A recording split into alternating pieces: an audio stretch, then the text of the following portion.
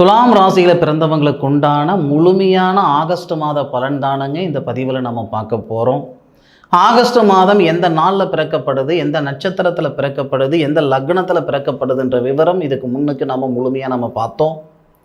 துலா ராசியாதிபதி சுக்கிர பகவான் ஆகஸ்ட் மாதம் 1ஆம் தேதியிலிருந்து ஆகஸ்ட் மாதம் 20ஆம் தேதி வரை துலா ராசிக்கு 9வது பாவகன் சொல்லக்கூடிய இடத்துல பிதிரு ஸ்தானத்தில் குரு பகவானோட சேர்ந்து இந்திர பகவான் அவதரித்த நட்சத்திரம்னு சொல்லக்கூடிய செவ்வாவுடைய நட்சத்திரம். செவ்வா அப்படின்றவர் துலா ராசிக்கு 7வது பாவகத்துக்கு அதிபதி, திருமணஸ்தானாதிபதி, குடும்பஸ்தானாதிபதி. அப்போ திருமணக்காரகன் சொல்லக்கூடிய சுக்கிரன், தனஸ்தானாதிபதி, குடும்பஸ்தானாதிபதி, திருமணஸ்தானாதிபதினு சொல்லக்கூடிய செவ்வாவுடைய சாரத்தில் இருக்கிறதே சிறப்பு. அதுபோக அசுரகுருன்னு சொல்லக்கூடிய சுக்கிர பகவான் தேவகுருவோட சேர்ந்து இருக்கிறது சிறப்பு. குரு பகவானுடைய பார்வை உங்களுடைய ராசியை பார்க்கறது மிக மிக சிறப்பு. இதனால் ஏற்படக்கூடிய பலன் என்ன அப்படின்னா, திருமணத்தில் இருக்கிற தடைகள் நீங்கும். சார், நான் சித்திரை நட்சத்திரத்தில் பிறந்திருக்கேன் சார், 3வது பாதத்தம் அல்லது 4வது பாதத்தில் பிறந்திருக்கிறேனுங்க. சித்திரை நட்சத்திரம் அப்படின்றது சுதர்ஷனர் கடவுள் அவதரித்த நட்சத்திரம்னு சொல்லுவாங்க. நீங்கள் சித்திரை நட்சத்திரத்தில் பிறந்திருந்தாலும் சரி, இல்லை சுவாதி நட்சத்திரம்னு சொல்லக்கூடிய கருடன் அவதரித்த நட்சத்திரம் சுவாதி நட்சத்திரத்தில் பிறந்திருந்தாலும் சரி, இல்லை விசாகம் நட்சத்திரம்னு சொல்லக்கூடிய முருகப்பெருமான் அவதரித்த நட்சத்திரம் விசாக நட்சத்திரத்தில் நீங்கள் பிறந்தவங்களாக இருந்தாலும் சரி, திருமணத்தில் இருக்கிற தடையை முழுமையாக சரிப்படுத்திக்கிறதுக்கு உண்டான பொன்னான நேரம் இந்த நேரம். நாகதோஷம் இருக்குது, தாரதோஷம் இருக்குது, புத்திரதோஷம் இருக்குது, எந்த தோஷம் இருந்தாலும் சரி, போகாத கோவில் குளம் இல்லை, பண்ணாத பரிகாரங்கள் கிடையாது, இது வரைக்கும் எனக்கு நல்லது நடக்கலை சாமி அப்படின்னா வரக்கூடிய ஆகஸ்ட் மாதம் 1ஆம் தேதியிலிருந்து ஆகஸ்ட் மாதம் 20ஆம் தேதிக்குள்ளார திருமணத்தில் இருக்கிற தடைகள் சரிப்படுத்திவிடும். சரிப்படுத்திக்கிறதுக்கு உண்டான நேரத்தை இந்த பிரபஞ்சம் கொடுக்குது. எப்பவுமே ஒரு செயல் செய்யணுன்ற எண்ணம் இருக்கணும். அந்த செயல் செய்தாதான் அதுக்கு நமக்கு பலன் வரும். நான் எதுவுமே செய்ய மாட்டேனுங்க, நேரம் சரியாக இருந்தால் அதுவாக எல்லாம் சரியாகட்டும். அதாவது ஒரு அற்புதமான ஒரு வார்த்தை சொல்லுவாங்க, அலற குழந்தைக்கு தான் பால் கிடைக்கும், அழாத குழந்தைக்கு பால் கிடைக்காது. அலற குழந்தைக்கு தான் பால் கிடைக்கும். எதிர்பார்ப்புகள் இருந்தால் மட்டும் போதாது, அதுக்கான எஃபைட், அதுக்கான முயற்சி செய்தணும். அதுக்கான முயற்சி எடுக்கும் பொழுது தான் இந்த பிரபஞ்சம் நமக்கு சப்போர்ட் பண்ணும்.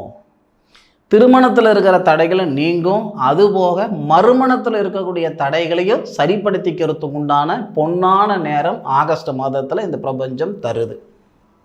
அதுபோக ஒரு மனுஷனுக்கு மோசமான ஒரு மன அழுத்தம் என்னன்னா கடன் பிரச்சனை.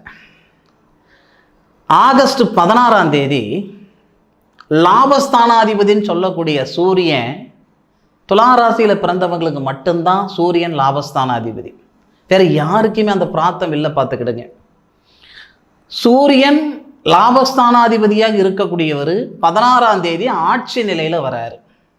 2 நல்லது நடக்க போகுது.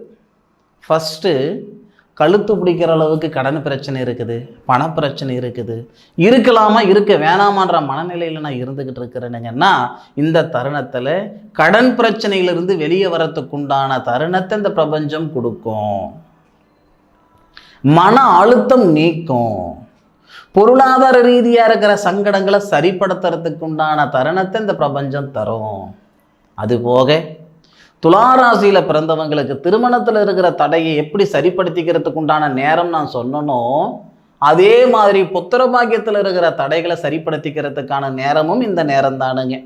எந்த அடிப்படையிலன்னு கேட்டிங்கன்னா, துளாராசியில் பிறந்தவங்களுக்கு 5வது பாவகம் புத்திரஸ்தானம் அப்படின்னா கும்பம் சொல்லக்கூடிய இடம், சனி பகவானுடைய ஆதிக்கம்.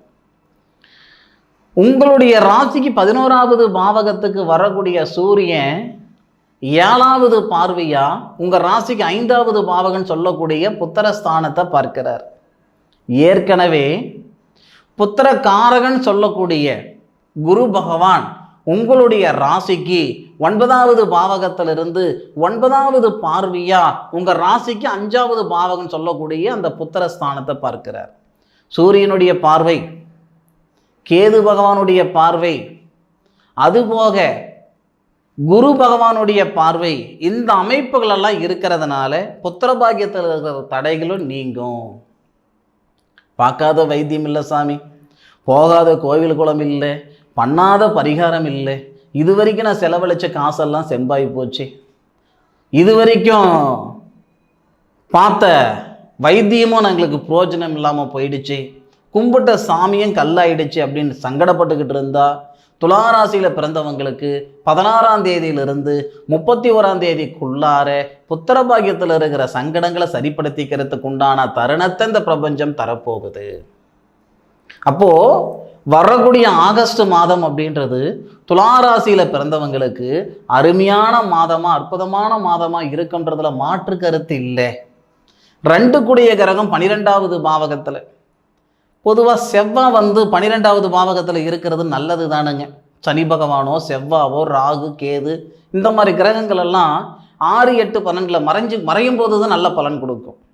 படித்த படிப்புக்கு உண்டான உத்தியோகம் கொடுக்கும், உழைப்புக்கு தகுந்த உயர்வை ஏற்படுத்தும். ஒரே வார்த்தையில் சொல்லணும்னா துளாராசியில் பிறந்தவங்களுக்கு அற்புதமான மாதம் இல்லை, அருமையான மாதம். காற்றடிக்கும் போது தூற்றிக்கிடணும், வயசு இருக்கும்போது வாழ்ந்துக்கிடணும்னு சொல்லுவாங்க. இது உங்களுக்கான நேரம், உங்களுக்கான காலகட்டம். உழைப்புன்ற விதையை மட்டும் போடுங்க, வெற்றின்ற விருச்சம் நிச்சயமாக வந்து சேரும். துளாராசியில் பிறந்தவங்களுக்கு அற்புதமான தருணம் பார்த்துக்கிடுங்க. அதுபோக எல்லாருடைய எதிர்பார்ப்பு என்னன்னா, எதிர்காலத்தில் நடக்கக்கூடிய விஷயம் என்னன்னு தெரிஞ்சுக்கிடணுன்ற ஆசை, எதிர்பார்ப்பு.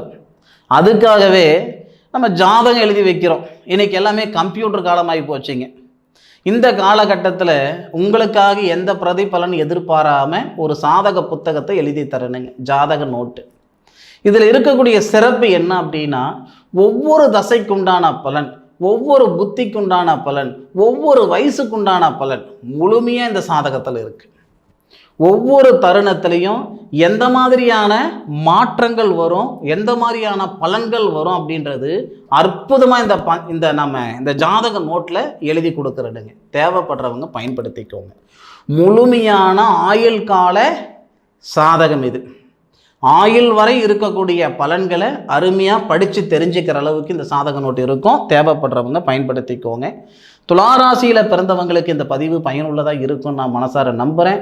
துளாராசியில் பிறந்தவங்களை மீண்டும் அடுத்த ஒரு அற்புதமான தருணத்தில் சந்திக்கும் வரை உங்களிடமிருந்து விடைபெறுவது உங்கள் வீட்டு ஜோதிட நண்பனான மா காளிதாஸ் மணிகண்டன்.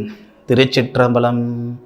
வாழ்க வையகம், வாழ்க வளமுடன்.